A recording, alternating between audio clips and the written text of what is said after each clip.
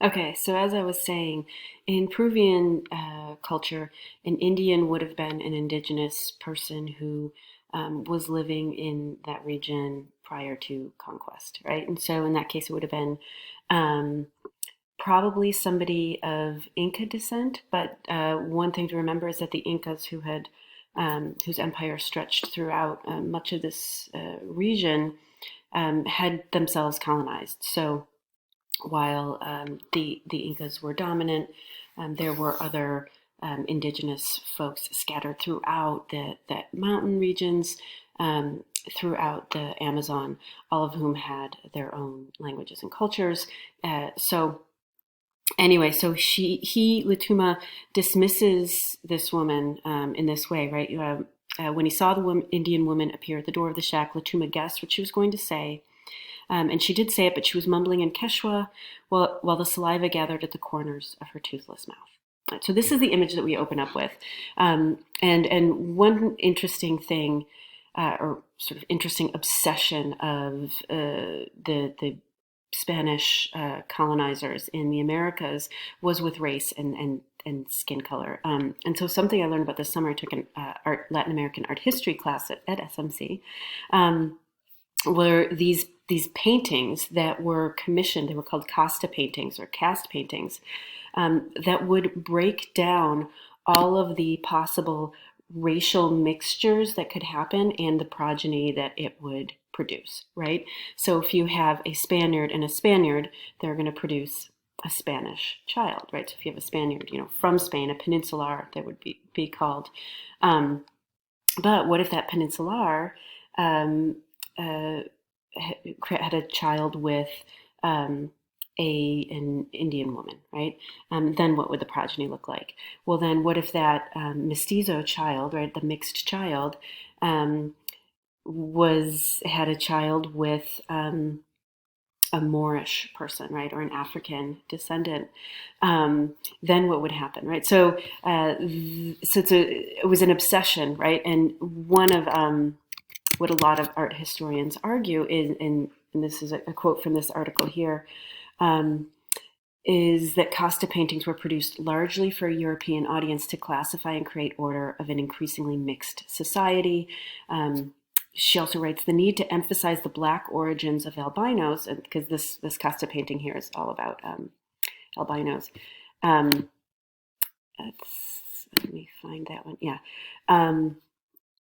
Reflects European and Creole anxieties over the instability of skin color and the concomitant blurring of racial boundaries that could undermine their ability to rule, right? So, like, what if the society gets that's so mixed up? How does the hierarchy work, right? And so this could undermine their ability to rule, including implicit fears relating to the legitimacy of the slave trade, right? So there's a lot of anxiety around race and skin color, essentially.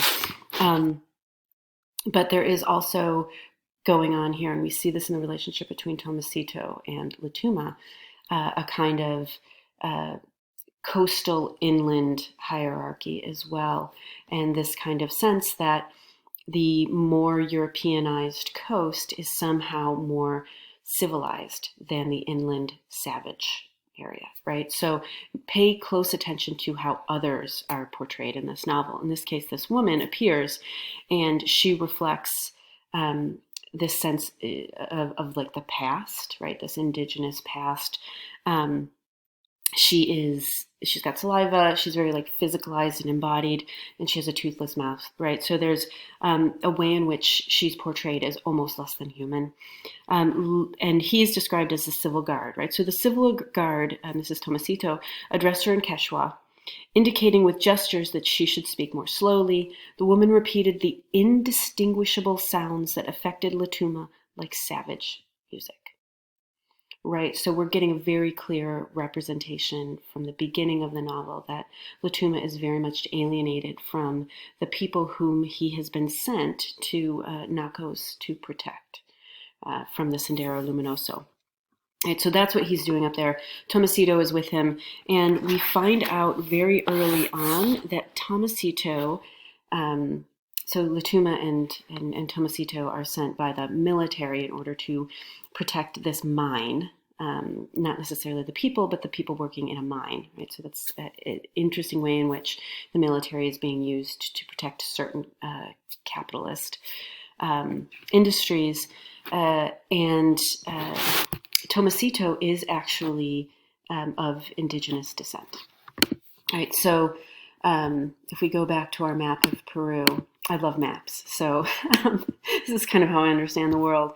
So Lima is this coastal city that became the capital of the Spanish Empire in Peru because they were extracting goods like silver and other things, gold, from Peru and sending it back to Spain. Lutuma himself is from another coastal city at the northern tip of the country. But he says to Carreño, he's called Carreño, he's called Carrenito, Tomasito, he's got a lot of little nicknames. But he says to him, you're the kind of man who should have been born on the coast, even in Peru, Tomasito. So he's kind of suggesting that Carreño is more civilized than his roots would indicate, right? And Tomasito says, I know that's a real compliment coming from you. And we don't know as readers, is Tomasito like acknowledging the kind of racist thing that Lutuma just said? Or does he really think that's a compliment? Because it's not, right? It's basically saying like, it's almost like saying like, I don't think of you as being, black or whatever it is in our culture. So it's not a compliment. It's a way of ignoring and denigrating his past. And so he's even described on page 5 again, but though he was a native of Sisuani and spoke Quechua, Tomas seemed more like a mestizo, right? And so if we go back to these Casta paintings, to be a mestizo was better because you're mixed with Spanish. It was better than being like 100% Indian, right? So these are some of the hierarchical relationships that we have going here. And so there is a huge coastal kind of inland divide. And Lutuma experiences this quite a bit. And Llosa in the novel uses what we call free and direct discourse to indicate kind of whose perspective a particular section is being narrated through. So it's in third person, but it's sometimes focalized through a certain perspective, often Lutuma, right? Because, in the original, he is the eponymous character. So at the bottom of 4, we get this description. It's hard for me not to just read everything. It's so amazing. But in the distance, thunder rolled through the mountains with an intermittent rumbling that rose from the bowels of the earth, where the Saruchos, these damn mountain people, thought that bulls, serpents, condors, and spirits lived. Did the Indians really believe all that? So that moment we get these damn mountain people, we kind of get an indication of Lutuma's feelings about them. And he wonders whether they actually believe in the cosmology, the kind of religion and spirituality, or not. And so the answer here is, sure they do, Corporal. They even pray to them and leave offerings. Haven't you seen the little plates of food by the caves and gullies in the Cordillera? Cordillera is like the spine of the mountain, but it's also like related to these mines, right? And so when they told him these things at Dionisio's cantina, Dionisio's going to be a very important character, or during a soccer game, Lutuma never knew if they were serious or making fun of him, a man from the coast, right? So he is considered, what's the word that I want here? He's considered an outsider here, right? And yet he considers these people outsiders. So he thinks of them as, sort of believing all of these